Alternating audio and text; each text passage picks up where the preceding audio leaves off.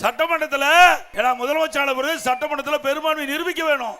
அந்த காலகட்டத்தில் திரு ஸ்டாலினும் அவர் சார்ந்த முன்னாள் அமைச்சர்கள் எம்எல்ஏக்கள் பண்டின அட்டுழியும் கொஞ்சம் நஞ்சம் இல்ல, எல்லாமே தொலைக்காட்சியில் வந்த செய்தி நீங்க எல்லாம் பார்த்திருப்பீங்க. பெரும்பான்மை நிரூபிக்கின்ற பொழுது சட்டப்பேரவை இருக்கையிலிருந்து சட்டப்பேரவை தலைவரை கீழே இழுத்து தள்ளுறாங்க, என்னுடைய டேபிள் ஏறி டான்ஸ் ஆடுறாங்க. இதுக்காக சட்டமன்றத்தை உங்களுக்கு அனுப்புனாங்க? வெக்கமா இல்ல? 8 கோடி தமிழக மக்களுடைய சட்டங்களை பிரதிபலிக்கின்ற இடம் சட்டமன்றம். அப்படிப்பட்ட இடத்துல கேவலமாக நடந்து கொண்ட கட்சி எம்எல்ஏக்கள் இன்றைய முதலமைச்சர் ஸ்டாலினும் அவரோடு இருந்த முன்னாள் அமைச்சர்கள் முன்னாள் சட்டமன்றம் எவ்வளவு கீழ்த்தரமா நடந்தாங்க.